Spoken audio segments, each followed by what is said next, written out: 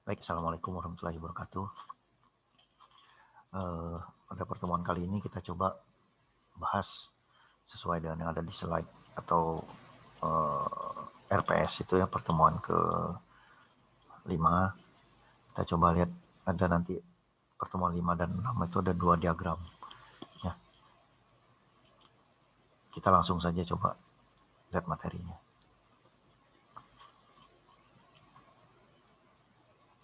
Baik, nah sebelum UTS ini ada 2 diagram akan kita lihat, activity diagram kemudian use case.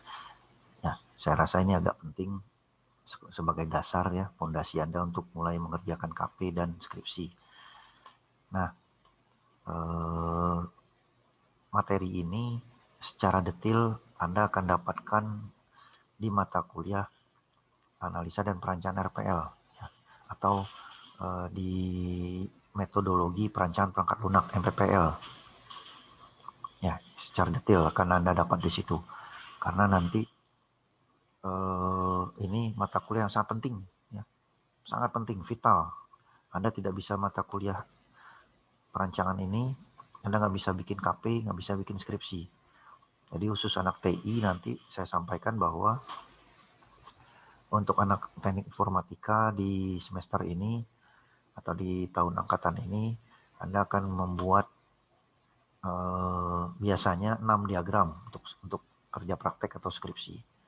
Ya, activity diagram, use case, sequence diagram, kemudian kelas diagram.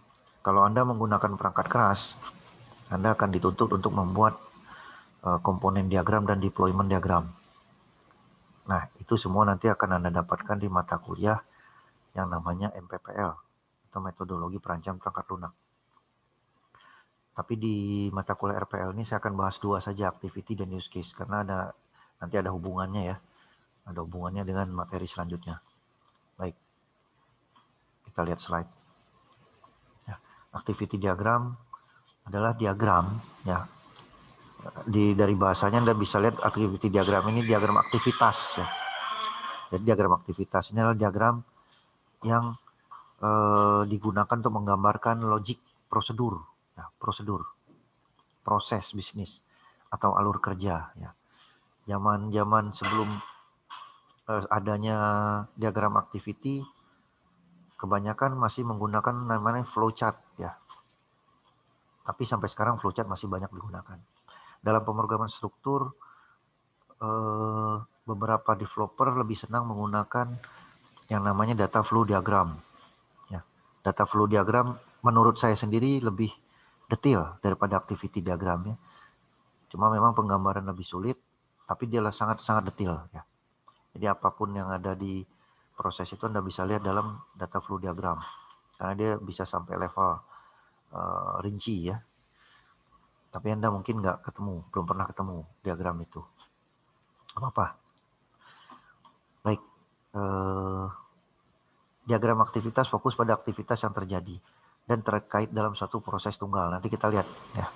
Jadi satu activity itu satu simbol yang kita sebut dengan aktivitas tunggal. Tidak boleh ada 2 aktivitas. Oke. Nah, ini sekedar teori, nanti pada praktiknya nanti kita coba lihat dalam pertemuan ya. Dalam pertemuan saya akan kasih sampel, kasih contoh-contoh. Diagram sudah jadi. Oke. Yang diperhatikan dalam diagram aktivitas adalah aktivitas dari sistem katanya. Bukan aktivitas dari aktor. Ya, bukan dari aktornya.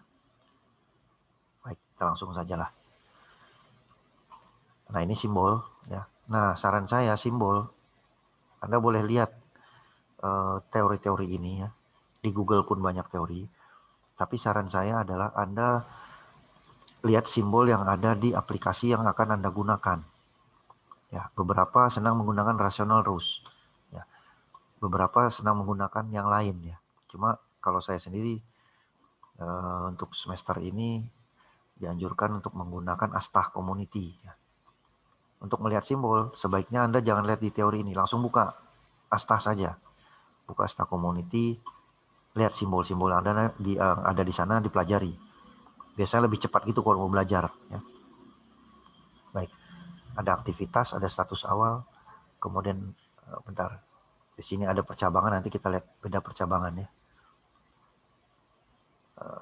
Ada join atau fork, percabangan, satu ke banyak atau banyak ke satu, ya.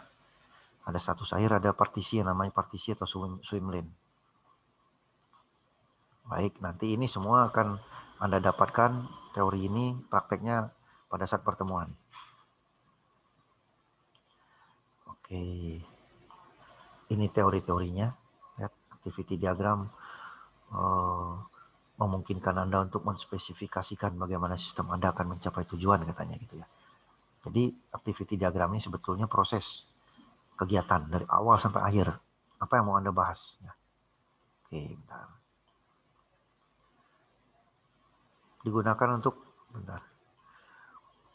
pemodelan proses bisnis. Ya, jadi kalau di TI, di SI dikenal dengan proses bisnis. Tapi untuk teknik informatika jarang ketemu namanya proses bisnis ya. Tapi dia proses ya. Jadi misal kegiatan, kalau misalnya sesuatu dimulai dari Anda punya satu alat ya, dari mulai ditekan saklar, atau misalnya gini, saya mau cerita bagaimana Anda menyalakan sebuah komputer. Pada saat tombol on ditekan, ya, kemudian sampai kepada dia tampil di layar monitor.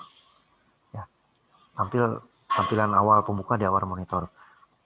Nah, coba Anda ceritakan itu di dalam diagram. Nah, itu bisa menggunakan activity ya. Jadi proses apa yang terjadi pada saat tombol ditekan sampai tampil sesuatu di layar monitor. Nah, itu sebetulnya areanya teknik informatika. Ya, cuma istilahnya di dalam sistem informasi biasa disebut dengan proses bisnis. Ya, tapi sebetulnya itu bukan proses bisnis ya, tapi proses. Oke, tapi nggak apa-apa, kita lihat. Baik, tips menggambar. Nah, tips menggambar activity diagram ini, Anda boleh lihat teori ini ya. Tapi saran saya tadi, Anda sebaiknya langsung buka aplikasinya. Pelajari note-note yang ada di sana, simbol-simbol yang ada di sana. Oke. Nah, kita akan lihat gambar ini coba. Ini ada contoh satu. Ya. Ini yang disebut dengan initial state atau awal ya, awal. Dia penuh, lingkaran penuh. Kemudian ini lingkaran ada untuk final state, lingkaran penuhnya di dalam. Ya, dikelilingi dengan lingkaran berupa garis. Action, ini yang disebut dengan aktivitas ya. Dia ngapain, habis itu dia ngapain gitu ya. Garis ini flow, kalau dalam data flow diagram atau flow chart disebut flow. Ya, garis ini disebut dengan transition. Transisi, perpindahan dari aktivitas 1 ke aktivitas 2. Oke, ini diagram activity ya. Nah, ini yang disebut dengan decision, keputusan. Nah, agak berbeda ya pada saat Anda menggambarkan decision yang ada di diagram activity dengan decision yang Anda lihat pada flowchart atau data flow diagram. Ya. Perbedaannya di mana? Kalau decision pada flowchart hanya Anda boleh masukkan 1, keluarannya 2. Ya. Keluarannya 2, ya atau tidak. Itu decision yang ada di dalam flowchart. Tapi ternyata dalam diagram activity masukkan tetap 1 ya, masukkan tetap 1. Tapi keluarannya bisa lebih dari 2. Ya. Jadi lebih fleksibel. Jadi ada masukan 1, mungkin keluaran bisa 4. Keputusannya ada bisa 4 ya. Itu decision yang ada di diagram activity. Tapi kalau pada flowchart dia berupa angka biner, ya atau tidak. Hanya boleh ada 2. Itu perbedaan diagram activity dengan flowchart, agak lebih fleksibel. Oke. Match, simbolnya sama match, tapi keluarnya masukannya banyak ya. Keluarnya hanya 1. Ya, itu match. Walaupun nanti ini identik dengan fork dan join, tapi nanti itu akan saya jelaskan pada pertemuan ya. Tidak di slide ini karena agak rumit. Oke. Kita lihat berikutnya. aliran kerja. Oke, ini contoh, Anda boleh lihat. Seperti saya katakan tadi bahwa dalam teknik informatika ini namanya proses ya. Misalnya ada sebuah proses aliran kerja perakitan komputer. Apa saja yang harus saya lakukan? Satu, siapkan case, siapkan motherboard, install mainboardnya, install driver, install video card dulu, sound card dan modem dan lain-lain. Nah, aktivitas atau kegiatan ini yang akan kita terjemahkan nanti ke dalam sebuah diagram ya, yang kita sebut dengan diagram activity. Baik, coba. Nah, ini coba lihat gambarnya. Ya, contoh aktivitas paralel. Prepare, siapkan casing, siapkan mainboardnya ya. Oke. Ini yang namanya banyak nih, banyak ke satu ya. Banyak ke satu. Oke, ini namanya fork ya. Install mainboard, install driver, install video card, sound card dan modem, selesai kemudian. Ini aktivitas paralelnya. Ini yang disebut dengan, Pak boleh nggak gambarnya ke pinggir? Boleh ya. Jadi yang tidak ada di sini swim lane. Tapi nanti pada pertemuan akan saya jelaskannya. Ini swim lane. Swim lane ini kotak yang membatasi ini gitu ya. Jadi kemudian selanjutnya dibanding ini ada objek data ya.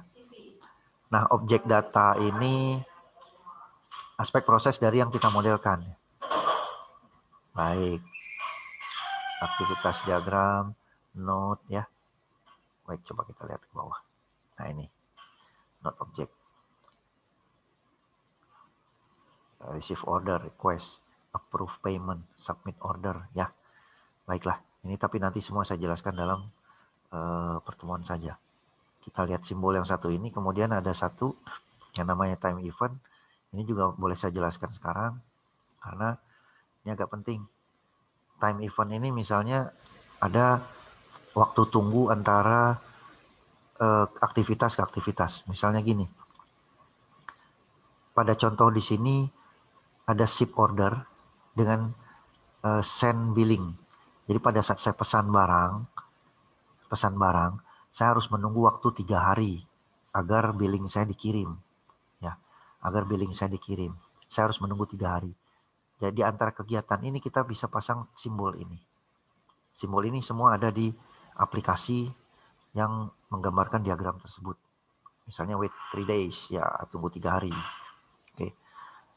Kemudian kalau di penggambaran diagram mikrokontrol, pada saat saya menekan sesuatu, atau mungkin dia akan menunggu 2 jam agar aktif gitu ya.